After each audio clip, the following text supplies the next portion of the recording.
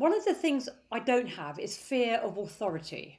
I don't put anybody on a pedestal, actually. I'm not that they don't deserve to be, and some of them are close to it, but actually, generally speaking, not a good idea. That I don't speak to anybody. So I wasn't afraid to go and talk to ministers about what I thought. And what surprised me more than anything was that in general, they usually agreed with me. In public, they didn't.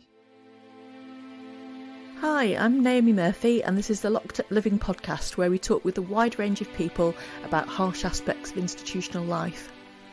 We also explore some of the ways to overcome them and to grow and develop. I'm David Jones.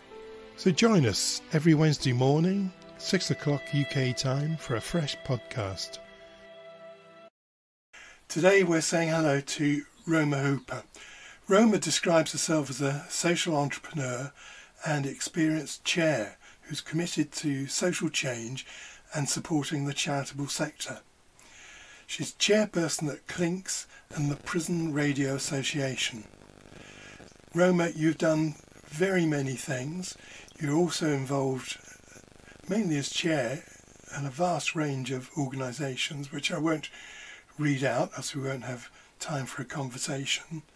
But just to say welcome to you today, and we're looking very much forward to our conversation.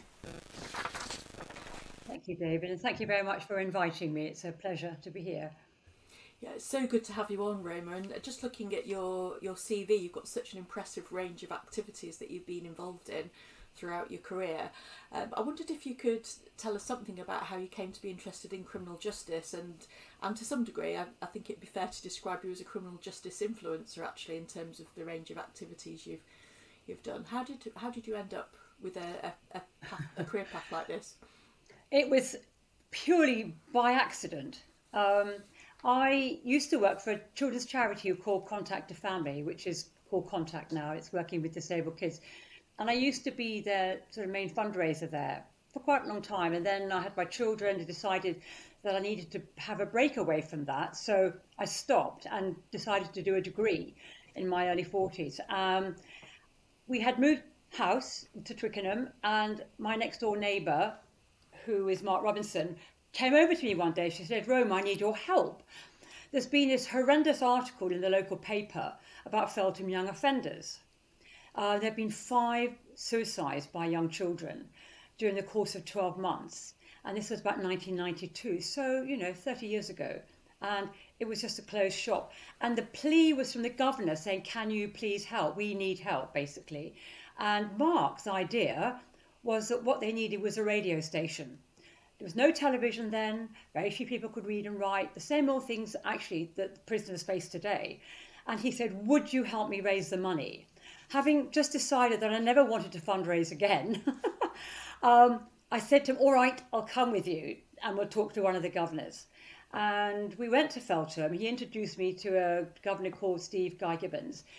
And I was used to working in a very difficult environment. Oddly enough, disability in children was really difficult when I was working on it. There was very little being done to support families. So when I went, I just thought, I can't not do this. I thought what I was doing was hard. This is really hard. These young people are getting nothing. They really, it was just, and they're children, a lot of them. They were just only a bit older than my own kids. So basically, I agreed to support Mark as a volunteer to set up what turned out to be the first prison radio station in the world. But not being one to sort of step back, once I got to know Feltham, quite quickly I got invited to go on to the little mini board of a charity called Feltham, Friends of Feltham, which had been set up by somebody a couple of years before. So that was 1992, and then we didn't launch the radio station until 94. But that's when I began to get seriously interested in criminal justice. And quite frankly, I was completely hooked. Given how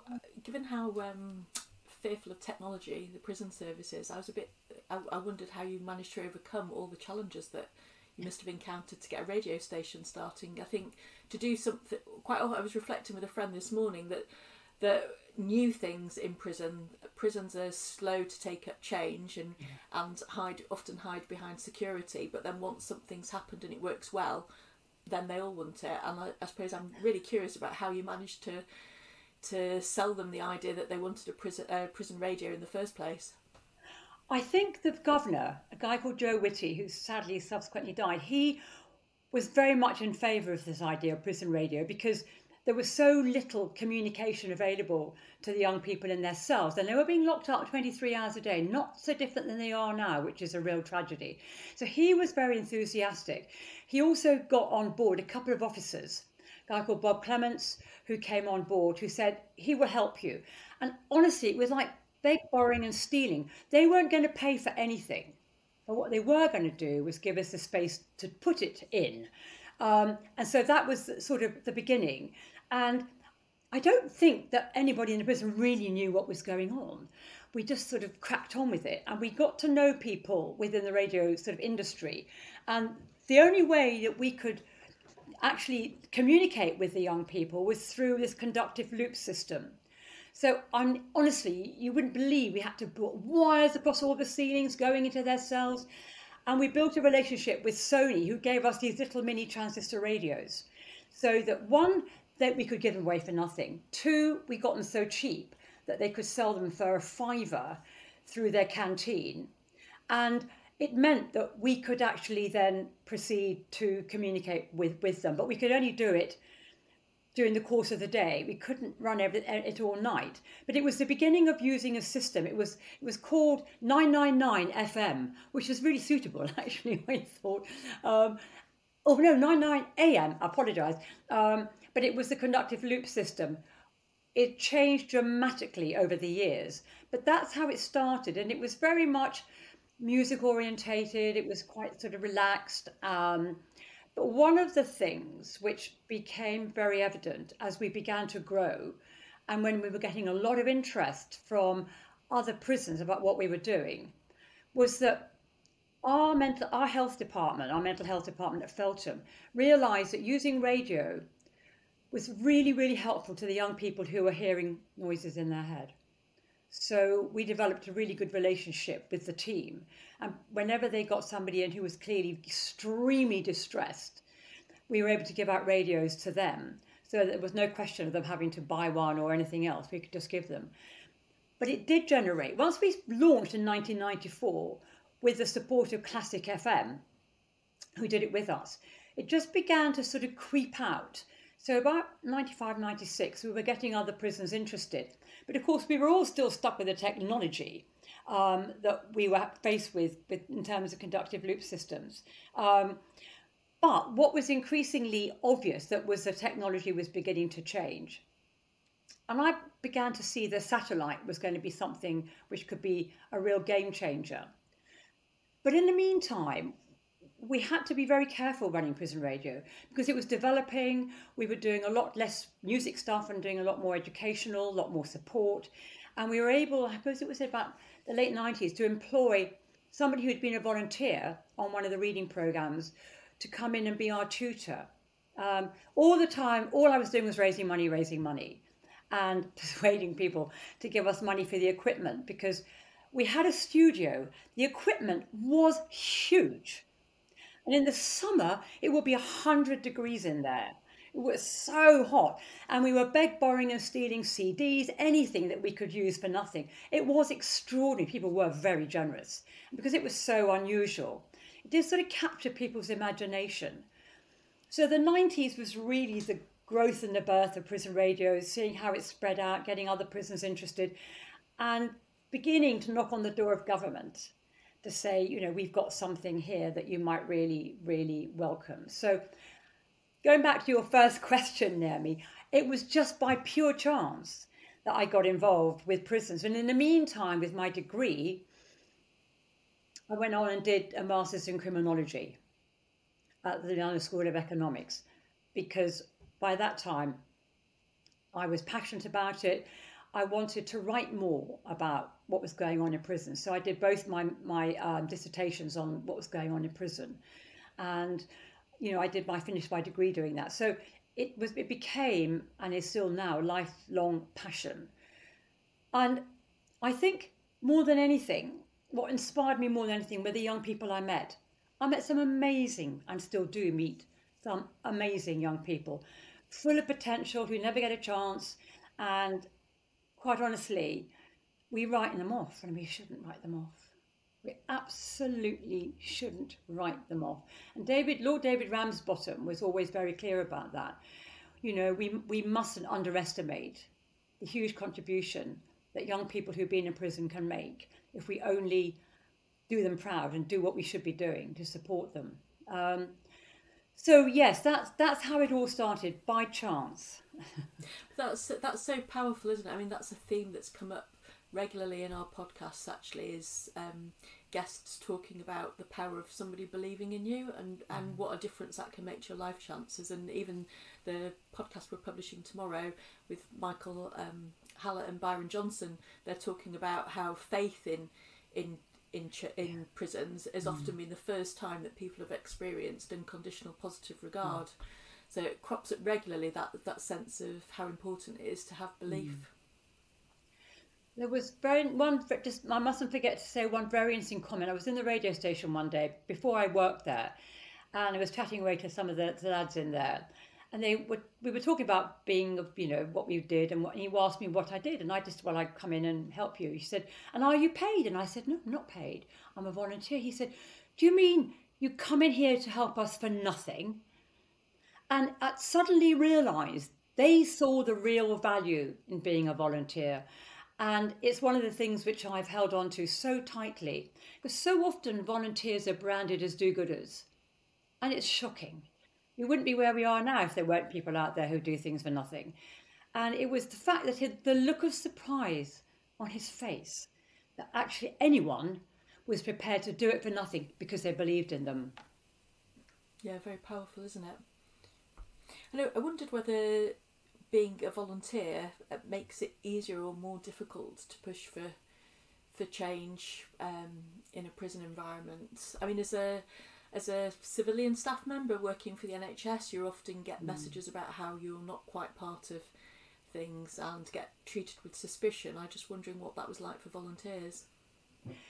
I think we were definitely treated with suspicion, and I think people were quite confused about the word voluntary and voluntary sector. People assumed that because you're working in the voluntary sector that you were doing it for nothing anyway. But you're quite right. It was a problem, which was one of the reasons why when I finished my degree and I'd already been invited to sit on the senior management team as a volunteer, people were so surprised. But actually in the end, I thought, well, I'm doing all this work, I ought to really try and see if I can be paid. So I became the first voluntary sector coordinator in the prison and was paid partly by the prison service and partly by the Paul Hamley Foundation. Did it give me more credibility and more scope? Probably not. I had a job to do. So in that sense, one of my jobs was to bring together all the voluntary sector, make sure they're all properly trained. If they were key trained, they knew what it meant. Make sure also that I worked with a lot of officers to talk to them about the value of the voluntary sector. And I got the voluntary sector to work much more closely together. The other thing I did, which I thought was really important, was that I said, because people were very keen to work in Feltham. I mean, it didn't have a great reputation. People were very keen. I said, look, that's fine. You can come and work here, provide funding, etc., but you're not coming in unless you can provide something on the outside. I cannot have these lads being let down again by being given really good support in prison. They go out to absolutely nothing. But there was a switch, and you might remember in the early sort of 2000 when prisons began to realise that they needed to have a bit more control over the voluntary sector. So the only way they could do that was to fund them. That, I think, was the challenge, because there's something about being independent financially that gave us scope. I remember one of the governors coming up to me one day, it must be about late 90s, because it was when I was doing my degree, and he said, Roma, who are all these people wandering around my prison? I want you to go and find out. And he asked me to work with another governor. I want you to go and find out who they all are. I don't know who they are. So we created this great book with all the voluntary sector agencies down there and all the people who were involved. And there were about, I don't know, 200 volunteers going in. And he had absolutely no idea. I mean, no criticism to him because there was no method to gather that kind of information. But we had amazing things going on in there. Fantastic art programs, drama programs. I mean, the housing, health, all sorts of things, jobs. But he didn't know who they were, which was a shame. I think he certainly valued it when he realised how lucky he was.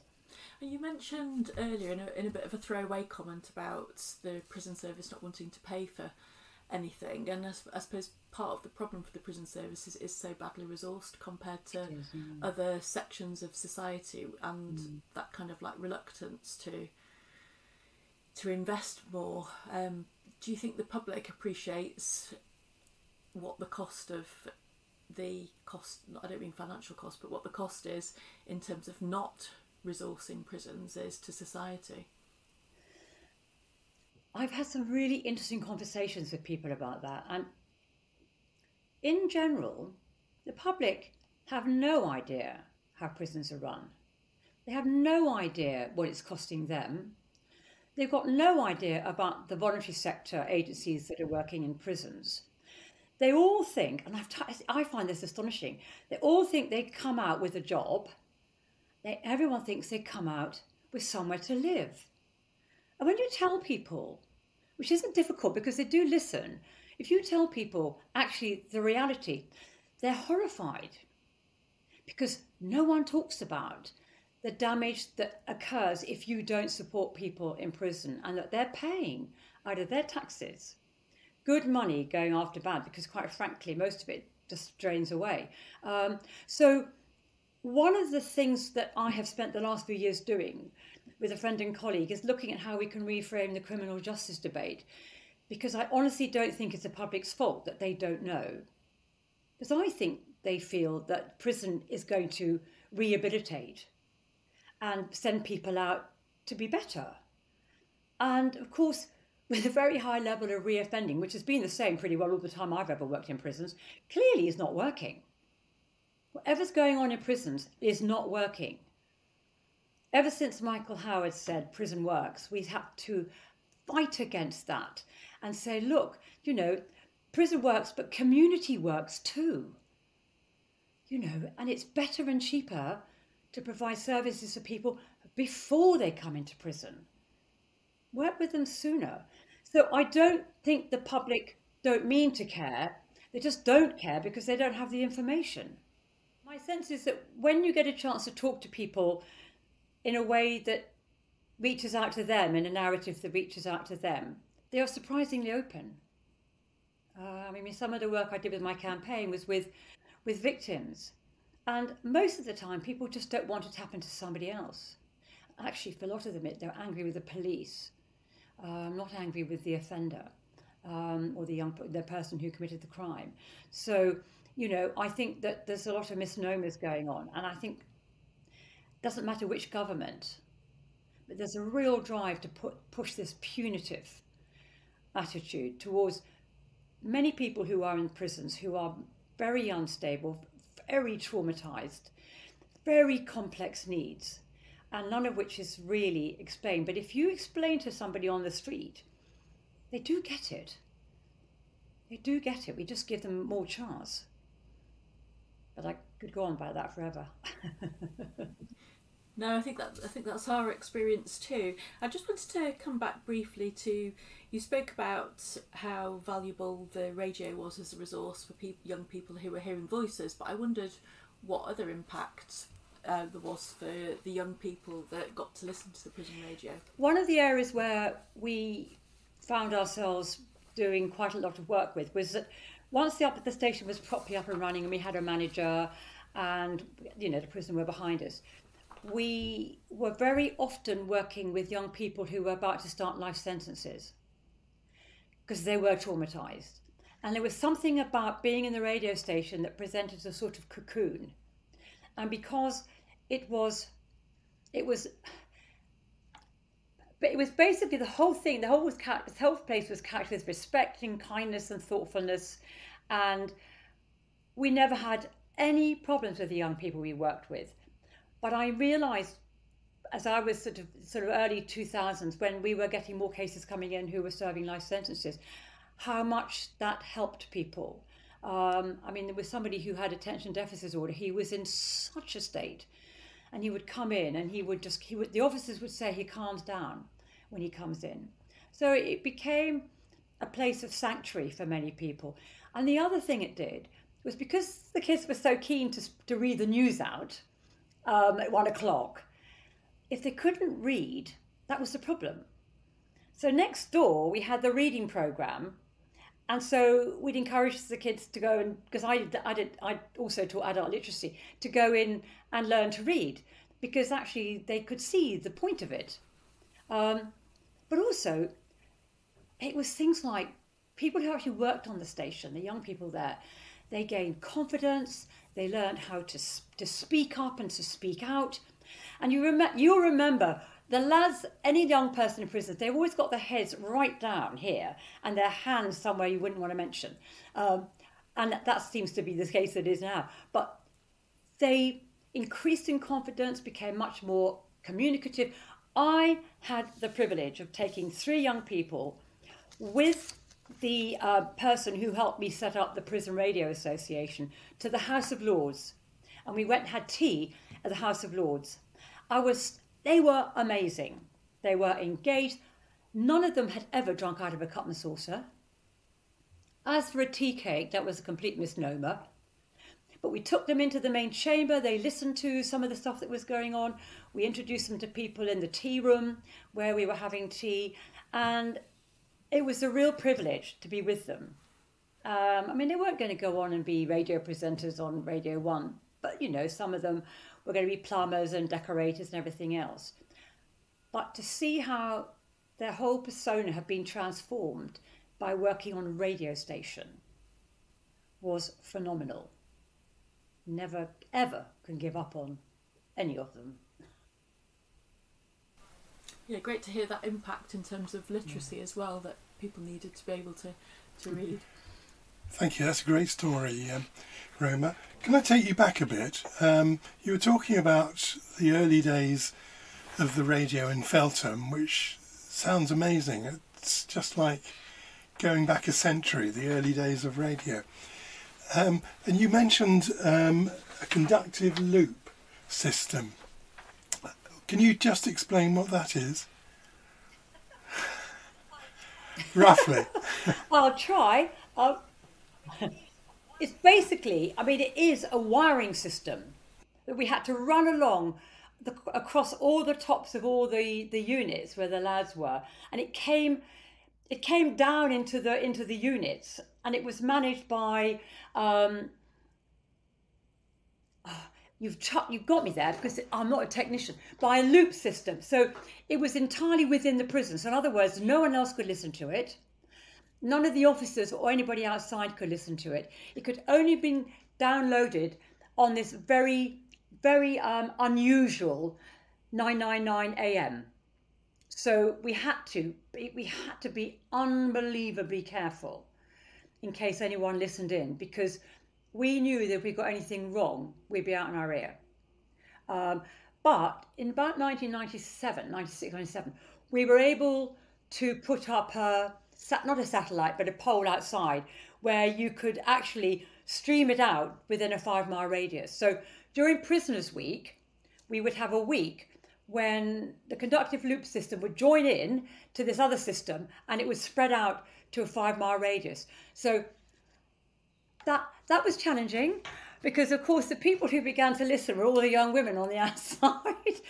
And we also had a phone that people could ring in. I mean, the prison were amazing, very trusting. So we had to manage all those calls from the young girls ringing in, wanting to put music out, wanted to talk to the boys. So we learned an awful lot doing that. And that was, I think, the beginning of an idea about how we could spread the word, and we didn't have to just be inside the prison. Because with doing that, it was very tricky, because we couldn't really spread the word and get other prisons to do it. So in that sense, we were looking for a sort of new technological sort of breakthrough. And that came in about 2004, 2005. But in the meantime, the radio station at Feltham was being integrated into education. We were getting a lot of interest from people on the outside.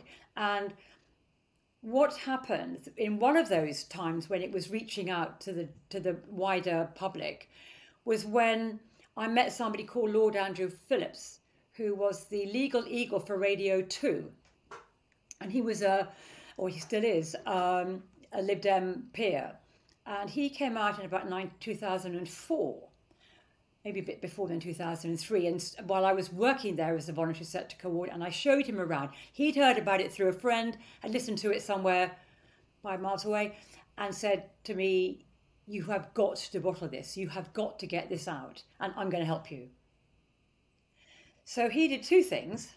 First of all, he helped me set up the charity and paid for it because I didn't have any money. And secondly, he introduced me to people at the BBC. So he said to me, the first thing I want you to do is I want you to write to Greg Dyke. And I thought, well, who's Greg Dyke? I didn't know. So he said, do just write to him and tell him everything that you want. So I did. I wrote to him and told him what we were doing and saying I would like to be able to do some work experience. I'd like some more help with what we're doing. I'd like more people to come out and present on the radio station, blah, blah, blah. And it sort of hit the ground running at the BBC. And somebody called Michael Hastings, who was head of corporate and social responsibility, came out and visited together with the controller of Radio 1. And that was about 2004, 2005. The BBC then agreed to second somebody from the BBC to come and help me expand it. I'd stepped back from Feltham at that point because I was running a consultancy with a friend to support prisons. And between the support from the BBC, I managed to set up the charity, Prison Radio Association, had no money, found myself supporting and looking after this young person who we interviewed who worked with the Jeremy Vine show, who agreed to come on and help. We got allocated a prison, HMP Ewell Grange, to work with them. And so we began to look at how we could expand the whole arena of prison radio. And that person who came on as a volunteer, he's being paid by the BBC, is now our chief exec, Phil Maguire. Actually, and I remember it very clearly, we agreed to go up to Lancaster, HMP Lancaster Farms, to talk to some of the people there about a radio station. And it was snowing and it was February. And I remember going up there, and as we were coming out, he said, "Roma, I want you to say something. I don't want to work for the BBC anymore. I want to come and work for you." And I thought, oh, I haven't got any money. I persuaded the BBC to give me a bit more money for a bit longer. And long story short, we got the money and he started 6 months later. And that's, again, how things happen. And it's about not saying no when you see something that's so worthwhile and just having courage. I came home and thinking, oh, my goodness. But I couldn't let down Andrew Phillips, who'd been so supportive. I couldn't let down the BBC, who were really being amazing. But most of all, I couldn't let down all the people who would benefit from greater access to prison radio. That's tremendous. I mean, the reason I was asking you about the conductive loop, actually, was because I'm interested in happenstance and timing. Because what I'd been thinking was, well, you couldn't get away with that now. The security manager would think, that's a ligature. Somebody will have that wiring down in a shot and be hanging themselves. So, I mean, what I'm doing is I'm trying to think, what is it? What is it that has made these things happen? And it's clearly something to do with timing and chance, but also something, well, a lot to do with you and your drive and your persistence, and presumably also something about your charm, if I can use that word, because you persuaded people to do things. But then just now you mentioned something very interesting, I think. You were saying, I couldn't let down so-and-so, I couldn't let down this person, I couldn't let down that person, which tells us, I think, something about you and your sense of duty and responsibility. Yes, and it's very much founded in my childhood, actually. A bit of background. We had a very complicated childhood, and two things came from that. It's taken me a long time to work this out, actually. Is that one of the things that I was always told by my grandmother, because my father left home and then died when I was 11, was you got to look after your mother, make sure she's all right, keep her happy, don't cause any problems, support her, be there. And when things were very tough for her, one of the things I was deeply conscious of was how good she was at accepting help. And I just thought, I've never consciously thought about it when I was young, not least when I started working, doing the radio station, but ultimately, surely one of the reasons, if not the only reason and main reason why we are here, is to help others. And I don't mean that in a trite way. I mean it in a way that what's the point of actually existing if you're not there to support others? Whether it's your family or your friends, or whether it's those very people that I now fully support. But if you don't, then what would society look like? If there weren't people like the three of us and all the people that you meet, what would the world be like? And we've moved, I think, to quite a sort of selfish environment. And I think for me, it was about thinking, well, I can't give up, because you can't give up when I've got a younger brother and a younger sister. So I've got to be cheerful. I've got to be the one that's happy. If there's anything horrible got to happen, like going to the dentist, I was always going in first. All those things that you do, just to make sure that others were okay. And it's not a badge of honour at all. It's just what you've got. So I suppose it's all about being solution orientated. And when you get the chance, like we did with Prison Radio, which I did with Mark Robinson, doing something so unique that no one had even thought about it before, and that you could have an immediate impact and see the rise in the impact. I don't suppose we've ever seen it so starkly as it has been over the last 2 years. And the government, I have to say, the MOJ, have been very supportive. Because for a lot of the people, the majority who've been locked up, as we all know, the radio station has been their go-to. And we've had people saying we saved their lives. Now, isn't that what it's about? Isn't that, at the end of the day, to save, if you can save someone's life, or to move someone's life in that direction rather than the one that they were going on before, then that's all you can ever hope to do. You're not going to change everybody. You're not going to save everybody. Of course you can't. But to know that you can even save one. When I saw those kids, and I have to say, experienced some really very sad things at Feltham, because very often they just didn't have anybody. But even a radio is better than nothing. To hear voices, particularly because we work with people who are in prison. So in other words, it's the very people who they understand. We don't think we should be the ones that are going on and talking. Actually, the whole point is to have those very people who they know and recognise, the people who've actually been inside and understand what it's like to be in prison. They're the ones the best to actually do everything on the radio station. They're the ones that should be talking about what it's like to be homeless. They're the ones who should be talking about what's changed their life and how hard it was, but they did. It's giving people hope. And prison doesn't always give hope. It kind of strips it away. So we all have a responsibility to give people hope, because I think prison can just, these IPP prisoners, I just think it's terrible. And the fact that we've got an increasing number of governments, not just this one, who want to lock up people for longer. What does that do to people's mental health? What does that do to their whole reason for existing? So just thinking about the prison radio, you've told us about how that started and it now extends to the whole of the prison system, is that right? Thanks to satellite. Now I can talk about satellite because that was the saving grace. It gets me to out of talking about conductive loop systems. In about 2005, 2006, we realised that actually we could broadcast the radio station through satellite. So then I discovered it because I'd heard about a chap called Bruno Brooks who used to work for the BBC, and I'd heard that he set up a series of little mini radio stations in Newbury. So I went down and had a look, and I thought, these people are broadcasting to Denmark. They're broadcasting to Lloyd's Pharmacy. Then why can't we do something similar? And we were very fortunate that the governor who I'd worked with very closely at Feltham took on the role of governor at Brixton Prison. And he was always very enthusiastic about the radio station. And so when he moved there and we set up, we realised we could do it through satellite. That was the beginning of us being able to really expand it. So we had electric radio, Brixton, which was broadcast inside, but then we realised that we could do it through a very different system. So to explain how it works, initially, of course, a lot of our ideas came from hospital radio and stuff like that.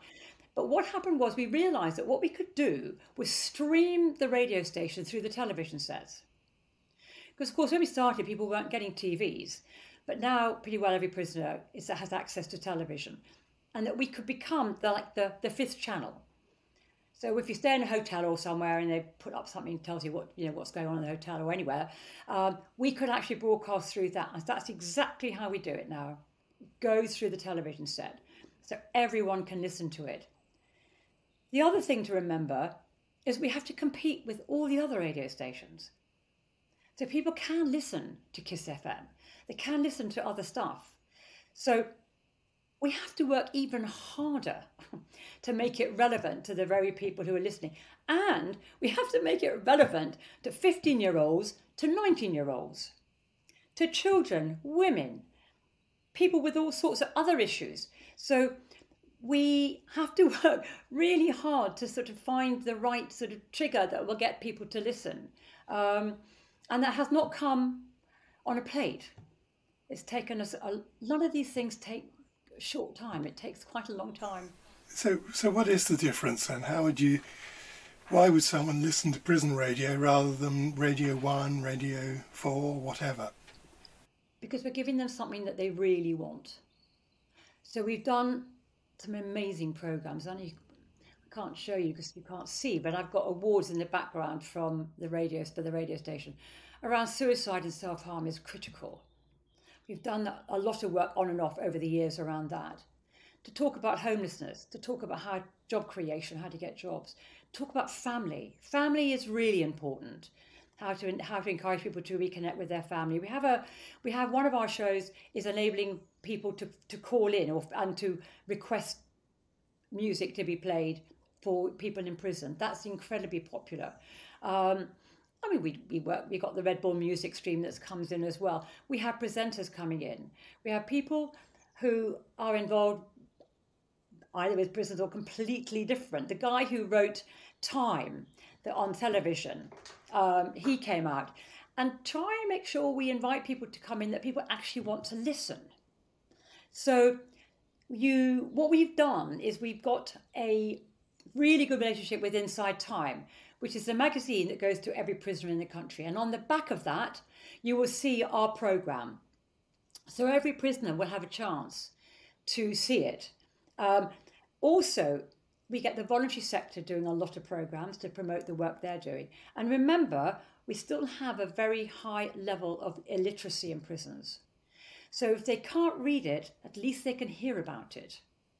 So the whole point is it's got to be relevant for them, and it can be a bit of fun.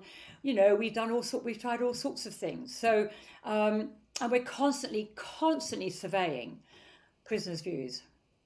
Okay, so what do you want? What would you prefer to have? Is this something that you'd like? So that we're making sure that we are appealing directly to them. And that's really how it's grown. It's got an educational bias. We're on the intranet, we're on the new digital hub, so that those prisoners who have access to iPad, and that sort of thing, are able to download and be able to listen to what we're doing. We have a reading group, we have a book club, and so they get to discuss certain books and stuff like that. So we've got a good relationship with a number of other voluntary sector agencies, but we can most critically promote the very, very work that's going on in prison that will benefit them. because so often they don't hear about it. So it sounds as if the station is able to engender a kind of sense of community as well. Yeah, and also we encourage those that have done really well working with us. We will often employ them to come back and do more programming. And we also have on our board 2 people who've been in prison, who themselves are part of the radio station, one at Style Prison and one at Brixton. So I am really, really keen to make sure that we're speaking to, appropriately to the very people we're there to support. And we couldn't do it without the support of having trustees who've got lived experience. And that's really how the radio station sort of developed, because when it very first started, and by then I was running Friends of Feltham, I insisted on having 2 of the lads from the radio station on our committee. Because, I mean, I didn't think it was anything odd, but I realised that actually people just didn't do that kind of thing. And I just, we don't know what they want, even if we talk to them. We want to have them, invite them into an environment where they feel happy to share what they feel. And they were brilliant. And we did that all the way through. And I think that as adults, we could be appallingly bad at particularly asking young people, actually, what do they want? What works for them? We think we know it, but we absolutely do not know it. Yeah, I was really interested also in your new narratives document that was published and some of the other work that you've done outside of the radio programme. Yes. I mean, the radio station is always my heart and soul. But one of the things I'm passionate about as well is the voluntary sector and the role that we can play in supporting actually not just prisoners, but the prisons themselves, actually. So when having done my sort of 2-year stint with Feltham Young Offenders as a paid worker, I then ran a consultancy, primarily to work with prisons about how they can raise awareness about what the voluntary sector were doing, help them identify the organisations that they were perhaps missing, doing kind of an audit, that kind of stuff, and also steering people towards raising money and giving them a bit of a hand about sort of PR and stuff. So I did that for a while, but I suppose in the meantime, there was this opportunity to get involved with various different aspects of the sector. So getting involved with the women's sector as the chair of the Griffin Society, initially as a trustee, opened my mind to what was going on behalf of women who had committed offences. And that sort of gave me another layer, if you like, from working with young people in prison to understanding how it was affecting young women and girls in prison and women because actually that was a real eye-opener. And I did that for quite a while with the Griffin Society, but more than anything, having worked at Feltham and seeing what was happening with young women and women going into prison, I realised that there was this appalling gap in understanding about locking people up for short sentences. And I was getting really frustrated with government at the time. It was actually the Labour Party, about what they were doing, and this kind of two-sided view about, yes, we want to help people, but 2, we're going to lock you up. So I got encouraged by somebody who I'd met through doing Common Purpose, actually, this course, who said to me one day, you really, really need to set up a campaign. So that was what I did in 2008, 2009. And out of that came a bunch of literature to support the hypotheses and the very clear data about why it is really, really not a good idea to be locking up people for short sentences. So we did some really sort of meta-analysis in community sentences to look at what was available and to get a much better understanding about community sentencing and their value. We did a piece on some other areas like victims and also other bits and pieces that were going on in the sort of system at the time. And I remember going to quite a number of party conferences, and I can remember collaring Jack Straw in the corridor. And I say, oh, you, what is this about building prison ships? And yet you have this amazing idea about alternatives to prison. That was a real flagship. But I said, look, we've just been around the country looking at some of these amazing community sentences, and yet you still want to lock people up for longer. And I just felt that was such a shame in a way, because he so easily could have just turned it around. Because actually that research, I took Peter Oborne with me just to prove this was a non-political campaign, because it wasn't political.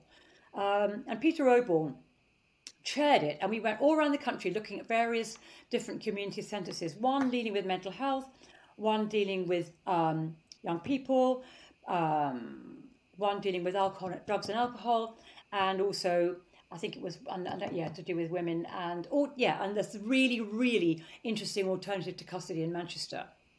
And we had some really interesting findings about how valuable they were. The campaign, the thing was, going back to something that you said earlier on, one of the things I don't have is fear of authority. You know, I don't put anybody on a pedestal, actually. I'm not that they don't deserve to be, and some of them are close to it, but actually, generally speaking, not a good idea, that I don't speak to anybody. So I wasn't afraid to go and talk to ministers about what I thought. And what surprised me more than anything was that in general, they usually agreed with me. In public, they didn't. Even Jacob Rees-Mogg agreed with me. So it just goes to show the amount of political swing maybe the Daily Mail has, which was our general feeling. But it was a very, very, one of the, if not the hardest thing I've ever done. Trying to persuade government. And do you know what? Part of me thinks that actually I should have just been an MP, because sometimes you have to do more, you get more done inside, but then you get tainted. Very, very difficult to know. I think it was something you were saying earlier on, Naomi, about position. Where does the power lie? And I realised that power is very slippery and very convenient for some people. And actually it's incredibly hard. When you've done it for 30 years, and my heart goes out to Frances Crook, actually, who's just stepped down from the Howard League. She worked tirelessly. And what happens is, it goes like this. Imagine a graph. So I've been on a graph where it's gone up and things have really improved, at Feltham particularly. Then it goes down again, and then it goes up again. And you're thinking, I'm getting somewhere. People are beginning to listen. And then it goes down again. And so it goes on. For me, it was almost like watching somebody with a heart monitor on in 2013, when you realise the line starts to go like that. And it was when Chris Grayling came in and privatised probation and did an awful lot to damage the role of the voluntary sector and the prison service, actually. And I stopped the campaign then because I couldn't ask for funding to carry on doing something which I honestly didn't think would have any impact. And I was right. It was better to do something practical and go back to, you know, where I started, really. And I have met the most amazing prison officers. I couldn't have done my job without the prison officers that I have met. And I still believe that they are fundamental to the well-being of our prisoners in this country, and that we don't give them anything like the support and attention they deserve. Not because I don't think governors want to do it, because the funding, etc., and the way that they're recruited, because they are part and parcel. I remember when I was doing adult literacy with this young man who couldn't read or write. He loved anything to do with motorbikes, and he was such a lovely guy. And he used to help with, we have peacocks at Feltham, which were horrendous, the noise. And actually one governor, he said, you've got to get rid of them, I can't stand them any longer. But this young man used to look after the peacocks. And one day he didn't come to his class, and I couldn't understand what had happened. He was profoundly dyslexic, and he had obviously upset his personal officer. So I went along and had a chat. I said, well, I don't understand what's happened, because this guy's doing really well. He said, oh, he was really rude, blah, blah, blah, blah. I said, you do know that he's extremely dyslexic? And he looked at me and he said, I'm dyslexic too. I said, well, why don't you have a conversation with him? Because I think that he didn't they both had similar issues, but neither understood the other. because I know, having a dyslexic daughter, that you can very easily misunderstand somebody. And after that, it was fine. He's back on track again, came to his lessons, and everything settled down. We don't have that anymore. We don't have the person officer scheme in the same way, which is such a shame. Because I think, and you know, it's been a while since I've actually physically worked in a prison, and I know it's changed. I mean, I've been back to Feltham. I know it's changed, and the people that are going there are different, and the crimes that have been committed are complex and a lot around gangs, and it needs a completely different way of thinking.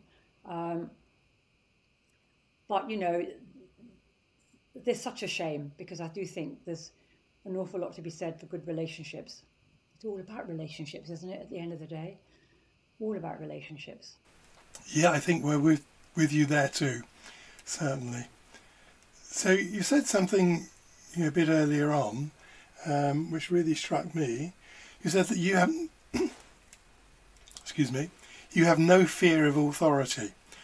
And I was really struck by that, really impressed by that. But also it occurs to me that so many of the people we've worked with, be they young people or older people, actually are scared of authority. And it's that fear of authority that they only know how to combat with violence so often. And yet our society is riven with this idea that you have to be scared, you have to kowtow to authority. What I would add to that is, yes, I have no fear of authority, but I do respect authority. I think there's a profound difference. Sorry, I've just seen Kat go across the screen. Is that actually, if you want to turn anyone's lives around and you're in a position of authority, you should expect, they should encourage respect, because I think that's often what goes wrong. Of course, you have to have people who are leaders, but they need to engender authority. They need to engender respect. People need to feel that they can respect them. The people at Feltham and other prisons that I worked at, governors particularly, who do the best jobs, are where the people respect them and realise that they're fair, and that even when they've done something wrong, that young person, that woman or whatever, if they know that it's being done fairly and justly, they get it. And actually, I've got children of my own. They recognise when they've done something wrong and you've had to explain to them. And so long as they feel they've been treated fairly, then it doesn't matter what position you're in. You build a bridge between the person up here and the person down here. It belongs in the middle. And you get that by respect, not talking down to people, not making people fearful, but talking with them with respect, and recognising we all have values, that we have value to each other, and people are worth listening to people, particularly those young people and adults and young women in prison. Got to listen, not tell them. Yeah, well, as you say, fairness is very important in all of this, and of course is currently what runs through the whole narrative of our social discourse, a sense of unfairness. So I'm just thinking, because time is getting on, Roma, you've told us a lot about yourself, and earlier on you mentioned being able to bottle something from Feltham Radio and then extend that to the whole of the prison service. I'm kind of wondering what it is about yourself that we can in some way bottle and extend to other people. What is it about you and your particular skills do you think that other people can learn from? Oh, and there's lots of people like me out there, because I'm not the only one. There are lots of people who are passionate, enthusiastic, energetic, who don't give up. I used to be, I don't like the term, called a bit of a Pollyanna. I am optimistic. I am also realistic. So some of the work I do now as a sort of mentor is get them to bottle what you just said. Bottle the enthusiasm and energy that they've got with a good dose of realism, but not to be fearful of taking what they want to do and moving it forward. Because my role now is to keep on supporting other people who would benefit from just understanding how important it is to network, how important it is to talk to people, how important it is to listen to what people think about what you're doing, never make people wrong. It's a terrible mistake. And I suppose if you're enthusiastic and passionate, it's just catching. I mean, I get it from other people who are enthusiastic and passionate about what they're doing, and it could be about something completely different. It could be about animals, for instance. If I see the cat going around the back of you, Naomi. Everyone's got it in them, but it's also about not thinking you have to do it on your own. And I know that I could only have done what I've done with all these different ingredients of other people coming on board. You just don't do it in a vacuum. And I am optimistic. I do believe in people, and I am a bit of a solution. I'm slightly solution orientated, which could be a bit annoying. I do like to sort of see if we can work things out. And I don't give up, actually. I don't think I can give up. But you're absolutely right. No, the whole point about anyone, like any of us that have a passion, is you've got to share it with other people, because it's catching. It is definitely catching, and that's what makes it worthwhile. And it's exhausting. I exhaust myself sometimes. It's very tiring. But I'm talking to some young people at the moment who are establishing a school in Uganda. And all I'm doing is just keeping them enthusiastic themselves, keeping them passionate about what they believe in, by believing in them. It's got to be true. Got to believe in them. Thank you.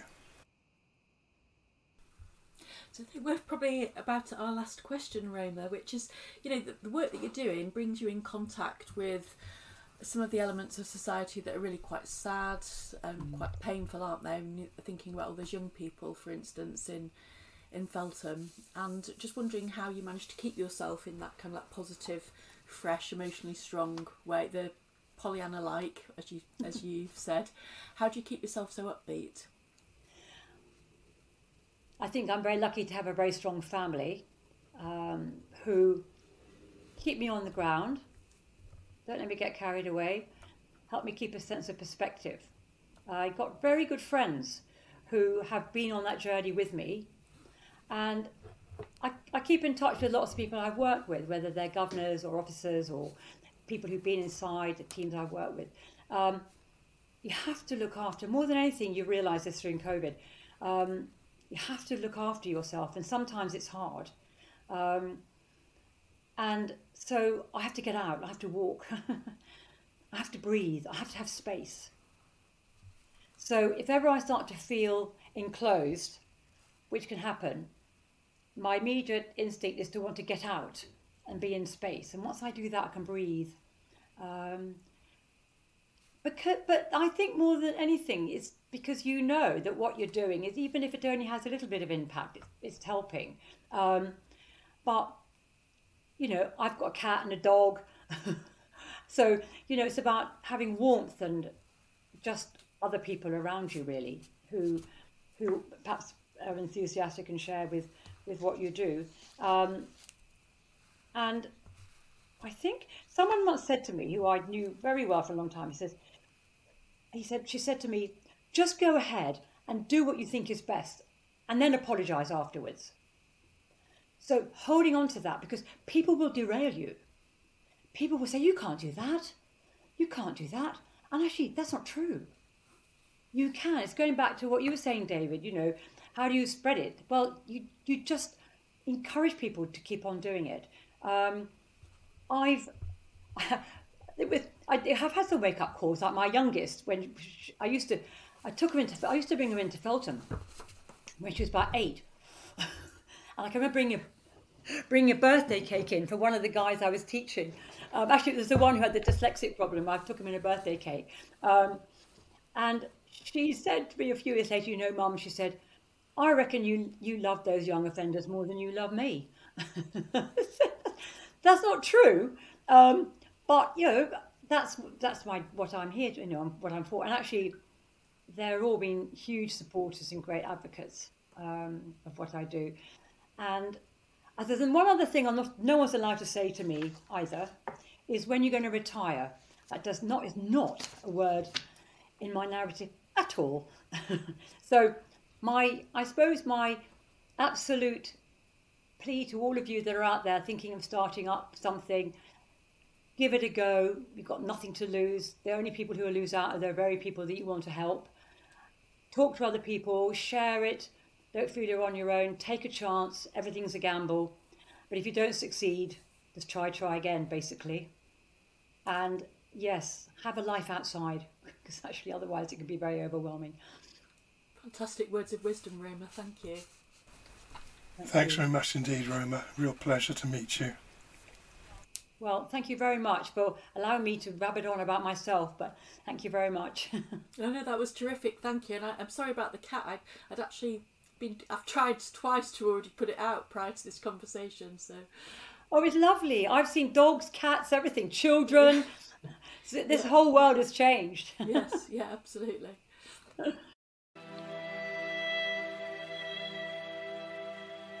That was a lovely conversation with Roma, just such an upbeat person, and I can't help but think she was being a bit too humble when she dismissed a lot of this as being kind of around luck, because I've got a friend who says you don't inherit luck, you make your own luck, and I think that's probably very true. And I think you could just hear Roma's energy and perseverance at things that must have taken an awful lot of those qualities to pull off something like getting prison radio up and running. Yeah, I totally agree with that. I think Roma's full of enthusiasm, and it's her enthusiasm and determination which gets things done, and she's a real kind of credit, really, as someone who she's a real kind of example to all of us, I think.